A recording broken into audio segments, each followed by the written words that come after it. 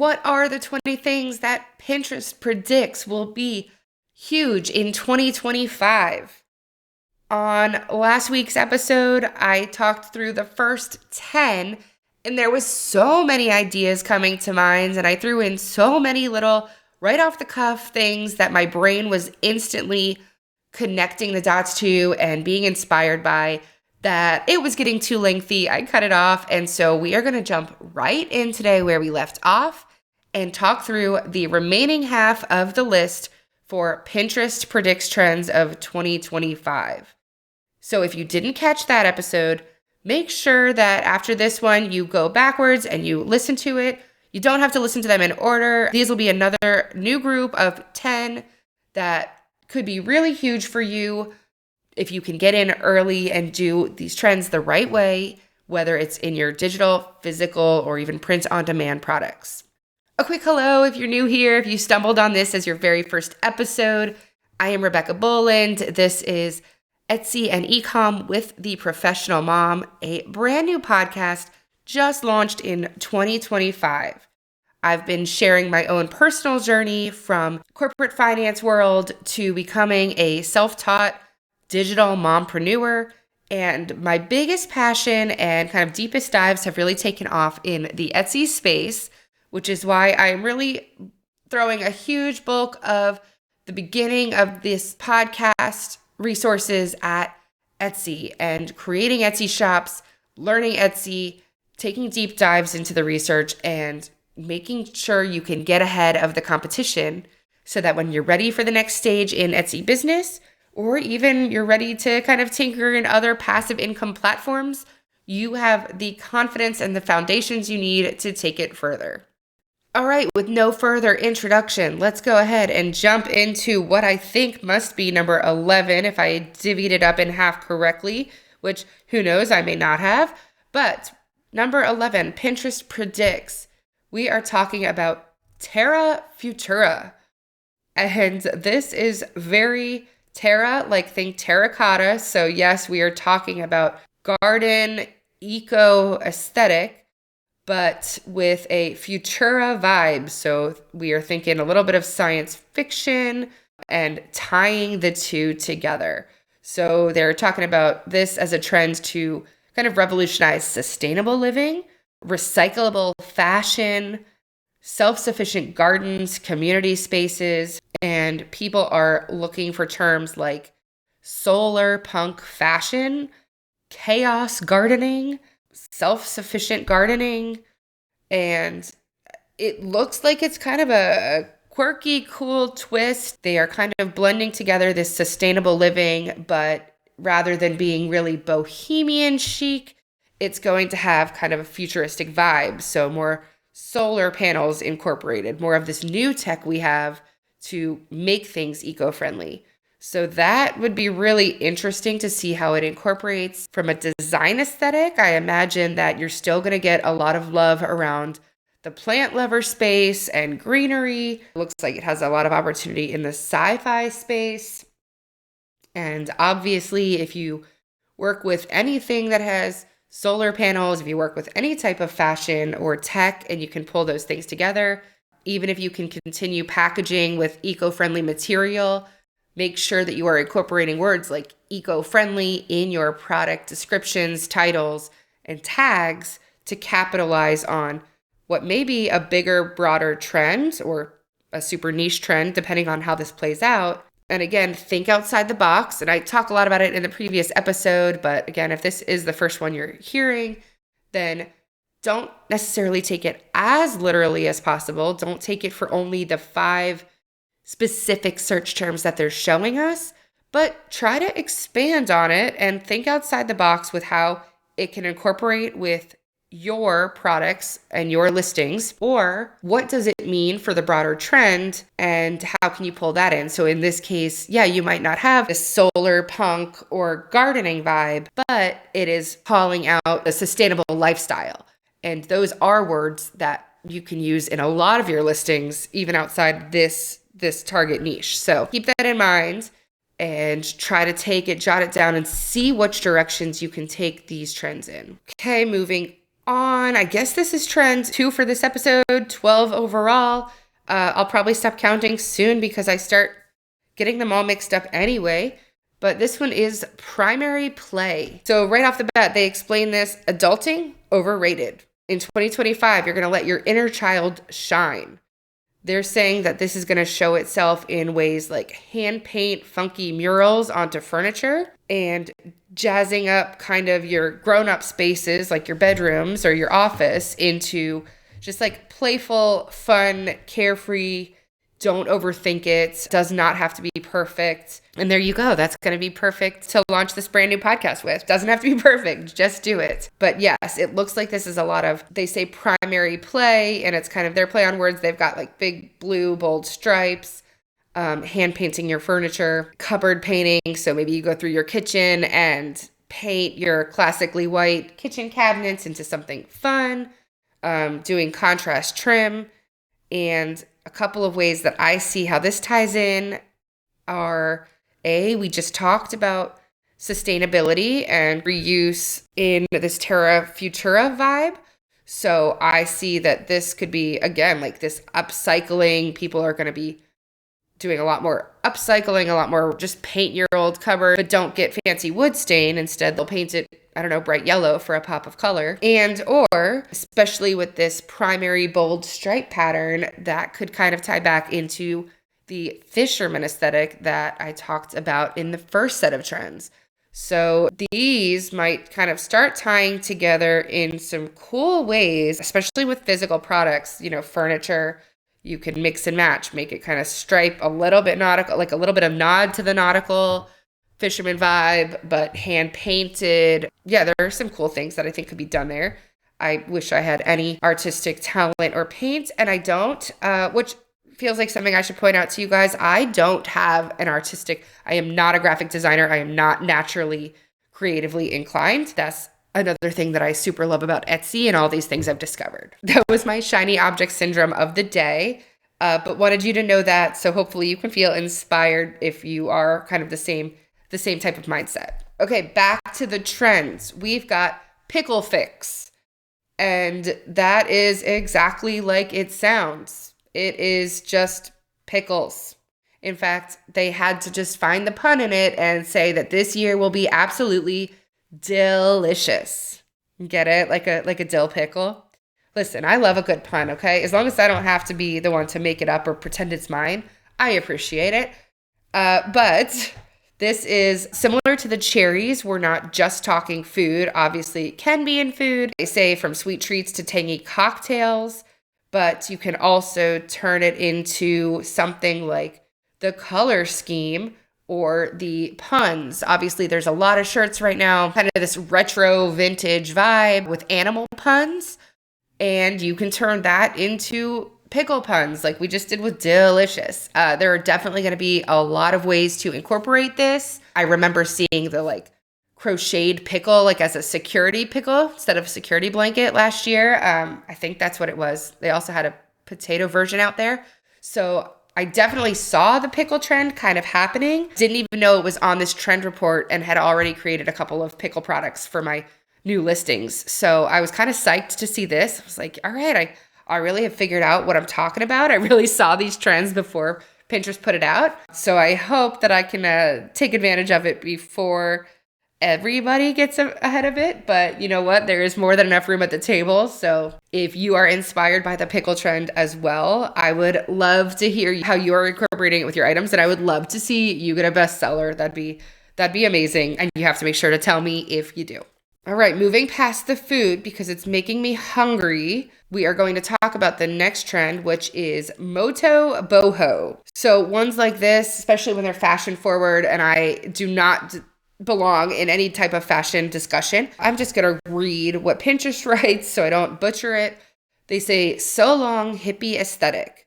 Moto boho has entered the chat.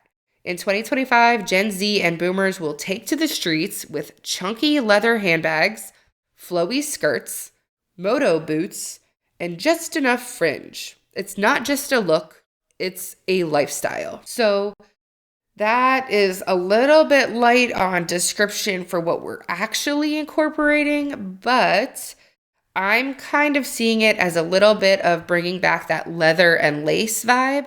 You're getting some heavy black, a little bit of that gothic steampunk stuff that we talked about earlier, a little bit of that castle core. Again, see the previous episode for detail on that. But then incorporating what they have, like a flowy skirt. And again, that kind of pulls in a little bit that Rococo vibe. Again, previous episode to hear all of that discussion. But they are pulling this from trends that are a little bit outside of either Rococo or the medieval core. And they're saying it's more like edgy boho outfits. A big slouchy bag, moto boots outfit is up 445%. So it's a little bit of this mix and match, kind of tough with feminine. Now that I think about it, kind of also touches on that rebel floats that we talked about, a last trend of last episode, where we kind of talked about Fonzie eating a sweet pink milkshake at the soda fountain while you're wearing your tough guy leather jacket. So it seems like we're doing a lot of this hard and soft, feminine but powerful, dark but light kind of contrast. It's what I'm kind of getting the overall sense of so far for 2025. All right, stepping into another trend, we are finally getting out of the fashion dark and light vibe, and we are talking about something different this time. We are now on to peak travel. And here they are saying that like cities have peaked. In 2025, people are going to head to the mountain ranges as their destinations. People are going to want to get to fresh air, mountain views, and we're thinking more ski resorts in the snowy mountains than we are for just going to a populated city. If you look at the search terms that kind of triggered this concept, they have some smaller specific mountain ranges that people might not know as well. They also have, of course, skiing outfits, mountain trip outfits, and overall kind of this concept that people are looking for unique and maybe a little more secluded, higher elevation, fresh air ideas to travel to instead of kind of the tried and true, overly well-known destinations. Next trend that could be really huge in 2025 is chaos cakes. Before I don't even know what that is, but I already like it. It's dessert and it's fun. Okay, so chaos cake. We're saying, look, everybody did this beautiful Pinterest-worthy, baking show worthy, pristine cakes with beautiful icing and glam and hyper realistic and amazing. And now, just like a lot of trends, we are going to go polar opposite and go all in on silly cakes, funny cakes, and then Pinterest says, and rat cakes. Yes, that's a thing. So you can bet that right after I finish recording this, I am going to look up a rat cake. I got to know. But it says like, look, the wackier, the better. So search terms, yeah, of course, the most popular search term that brought this to light is the rat cake, increased 170% from prior year, which is a little curious because I guess that means it already had at least some searches the prior year too. But you got funny cakes for your friends, silly cake, celebrity crush cake, funny bento cake design. So even the people that are amazing cake decorators and hyper realistic might be taking that in a quirky, fun direction. And I think this is, at least in a lot of the t-shirts I look at and a lot of the other giftable items, I think that there's a lot of interest in the sassy, sarcastic, a little bit edgy. I know that feral animals, feral raccoons, feral possum, the trash panda vibe, those have all been very popular recently. And so the fact that there's a rat cake doesn't surprise me, except for that it surprises me. But again, you don't have to take it super, super literally. If you're not baking, you could still incorporate rat into, okay, well, I've got a line of feral possums and feral raccoons. Why don't I have anything with a rat yet? Let's branch out the designs that are working, but kind of add this other rodent into the mix. Or funny cakes for friends. Even if you just make printable items, maybe you make a card that looks like it's a funny cake. You know, the picture instead of a happy birthday cake is now a funny, silly celebrity crush cake on the front. And then you use these popular search terms to get seen, to get in front of more of your target audience. In our next trend, we are talking Player One vibes, which is your personal avatar aesthetic. So people are going to customize their digital personas, designing their avatar's hair, outfits, and even accessories. I am not a gamer, and so anybody out there that can better explain this, I'd love to hear from you. I could just Google it, but then I wouldn't have any of you wonderful friends to talk to. So if anybody wants to talk back with me, that'd be great. But Player One, it looks like it's video game aesthetic.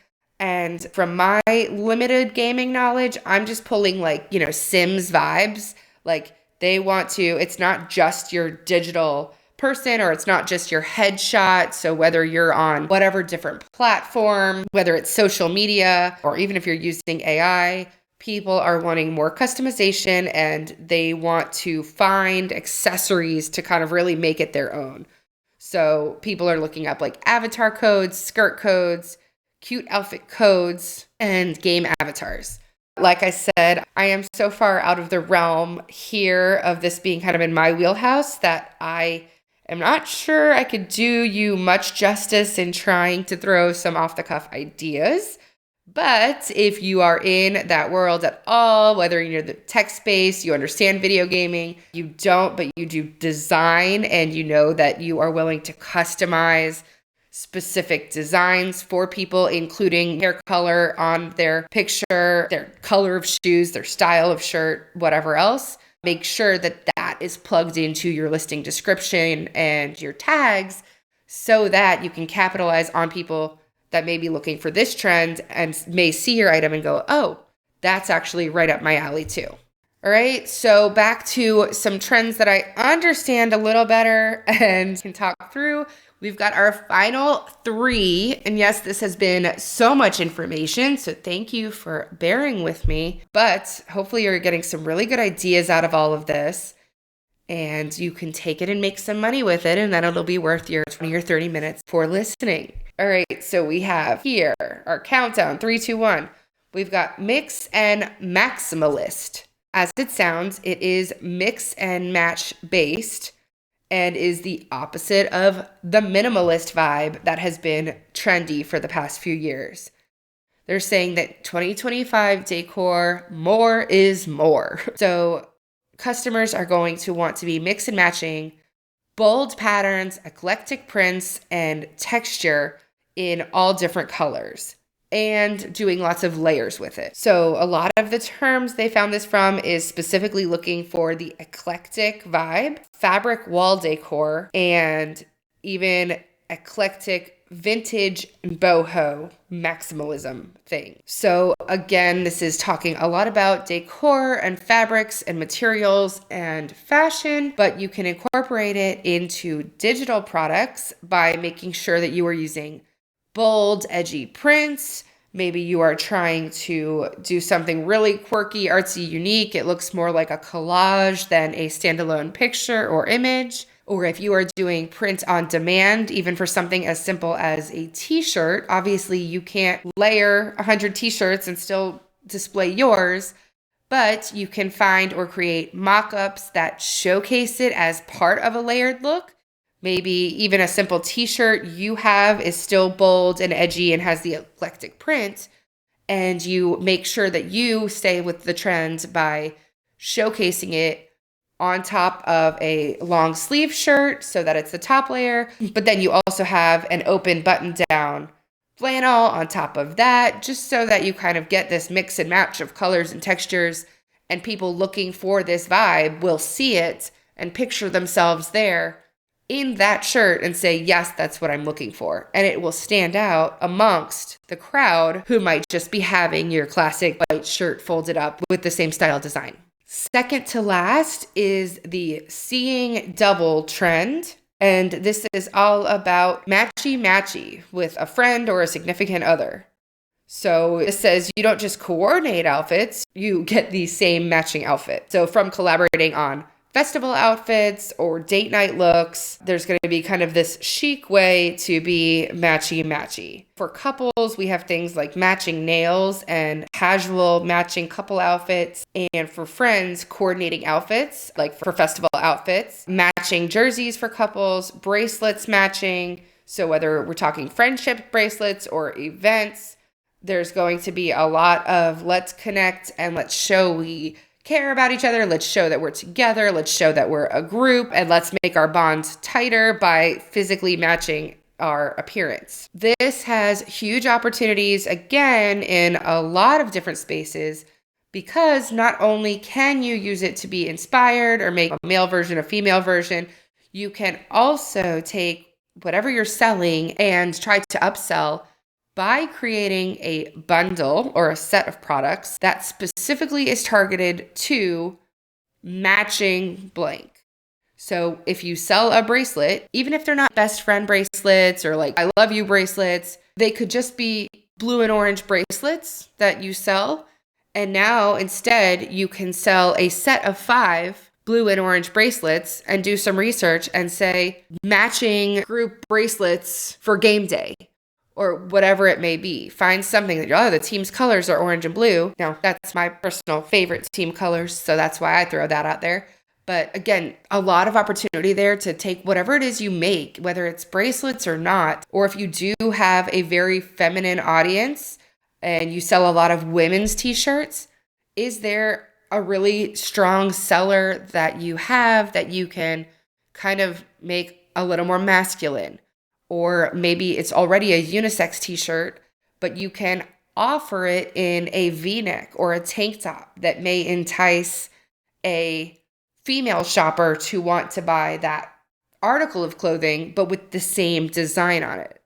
So if you think about that, kind of think through these ways that you can take these trends, what you already have, tweak it just a little bit, and be able to sell it as a matching set, which bonus also would increase your average order value because you'd have one customer buying a set of 2 or more t-shirts or bracelets or whatever else it is. And last but not least, we have finally made it to number 20, which is nesting parties. Hopefully that's not just kind of a soft one to end on. These are in order as presented. A nesting party, and for those of you not aware, nesting is kind of when you're in the pregnancy phase and you start wanting to make the house all perfect. You want to make the nursery just right. You want to start cleaning everything out. And you kind of get this instinctual vibe to nest, kind of like a bird. Like you get your home ready, you make the nest all nice so that when your little baby hatchling comes home, it has a place. And so they are saying that 2025, we're really going to kind of push out that old school baby shower setup. And it's not about the gifts. It's not about the games. It's going to be more this, hey, let's get you prepped for when the baby is here. Let's be like kind of this more supportive community and make you a lot more freezer-friendly meals. Let's help you with your organization of the baby room. Let's give you a diaper bouquet instead of all these endless toys or whatnot. So nesting party as a whole is going to become more popular. Again, if you are in the wedding space, event space, or digital space for invitations, design ideas, all of that can be incorporated as a nesting party in one way or another. So while this may not seem like this is not a fashion or design trend specifically, it's a really big opportunity for you to pivot something you're selling or make a copy of it and tweak it just a little bit so that you can capitalize on anybody looking for a nesting party. There may be a generation of folks who don't refer to it as a nesting party or aren't aware of it yet and are still typing in baby shower gifts. But if you have almost the exact same thing, but you also have it listed as nesting party gift, or you sell organization caddies and you can list something as a baby gift for nesting party, diaper caddy organization for a nesting party gift, that's going to be the way that you can capitalize on this without even having to do many changes at all. Whew.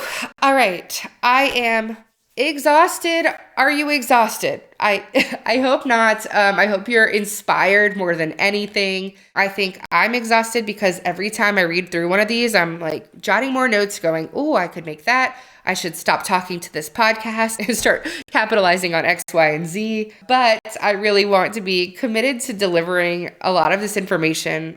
Hopefully, as you can hear, I really get excited and inspired and encouraged by it. It motivates me. It gets my creative brain flowing, which I don't always have a lot of. As a mom of 2 little guys under 3 years old, there's not a lot of times that my brain is at its full capacity, much less thinking of new and improved ideas. So I am so glad that you listened to this. I am grateful for your time, and hopefully this inspired even just one person to get out there, make something new, get creative, jump on one of these trends.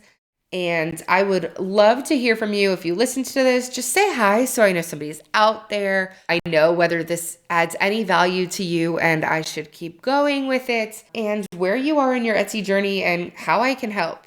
So just send me an email anytime at just hi, at theprofessionalmom.com, and say, hey, tell me what you thought of the episode. Tell me what trend you thought you could really capitalize on, and let me know how I can help you. And I look forward to catching you in the next episode. Make sure you hit subscribe so that you don't miss it. These will be delivered weekly, and then maybe a few pop-up surprises every now and then when I find some really exciting trends that I can't help but share. So until next time, goodbye.